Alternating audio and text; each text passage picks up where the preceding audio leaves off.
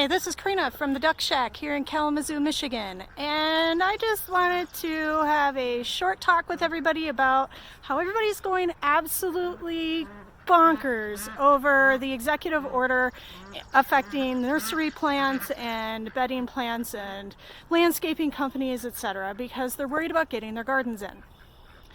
Now, we're serious gardeners here at the Duck Shack. We do intensive, pretty much permaculture based gardening. But I've been a gardener ever since I was 6 years old. So let me tell you a couple things if you're new to gardening here in Michigan. First of all, figure out your zone and when your average last frost date is. Here in Kalamazoo, we are in zone 6A. And that means our average last frost date is May 10th, around there. They've moved it back. It used to be later in May than that. The usual rule of thumb in Michigan used to be around Mother's Day to Memorial Day was about when you would put most of your stuff in, of course, depending on weather. Guys, this is not the time to be buying plants for your gardens in Michigan. We had ice fall out of the sky yesterday, and it snowed the day before that. It's too cold. Now, there are some things that you can put in now, but in all reality, you can wait on those too. For example, behind me, I have our first section of peas. We do shelled peas in the spring and snow peas in the fall. Then we also put in, right back there, our potatoes. Now, we made sure to plant them extra deep because it's still cold. And also we have ducks, and we didn't want them messing with them. I'm just saying, guys, calm down. We have plenty of time. I've put in gardens here in Michigan in June and still had amazing yields. So don't start freaking out just yet. And I'm sure the governor has a plan to make sure that all Michiganders can have the gardens that they want. It's the ornamentals that aren't as needed this year. Let's be realistic. The other thing too, we need to be honest about how that order came into being. I've read it. It very clearly targets the big box stores. And that's because if you talk to anybody who was working in a Lowe's or Home Depot or Menards or even Myers, a lot of people before the April 10th order was put in place were going to those stores to hang out. They were becoming a disease vector. So if you want to be mad at anybody, be mad at those people, not at the governor who's still trying to keep us safe. All right? So this is Karina from Kalamazoo on a gray day in late April, telling you to calm down and stay healthy.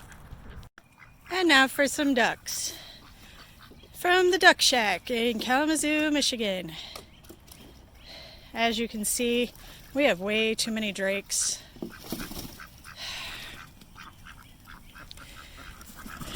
We still haven't gotten a butchering setup going yet, so that's why we haven't taken out at least one, possibly two.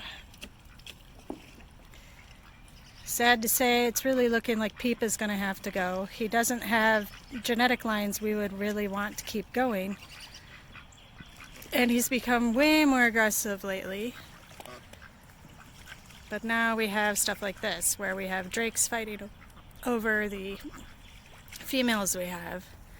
And then Donald, who has decided he's king of the duck yard. Yeah.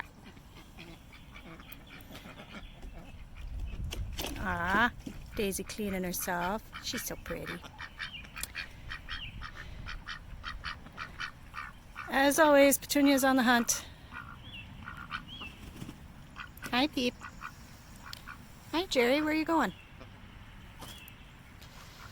Beginning to wonder if Jerry's got wet feather. Same with Mango. I thought they were just molting, and they are, and they also have males going after them, but ducks that are really stressed can get wet feather, where their oil gland stops producing right, and they stop being as fluffy and pretty and waterproof as ducks are supposed to be. So I'm looking into how to treat that if that's what it is, although I think it's going to have to wait until we get rid of the real problem. What they do, you could see Donald doing it there. They put their beak back on top of their tail, and the top of the tail is where the gland is with the oil. That's why we have to towel dry and then blow dry the ducklings, because their oil glands aren't up and running yet. They're not fully feathered.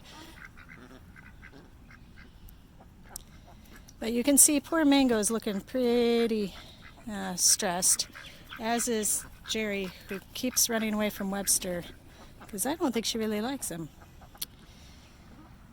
Mango's feathers are starting to come in. See her fluffing them up and making them all pretty there at the black water bin. And singing, because that's what she does. She's totally our favorite duck. She was looking pretty bad, but now she's looking a little bit better. But I don't see the guys chasing her quite as much as I see them going after the two rowan females.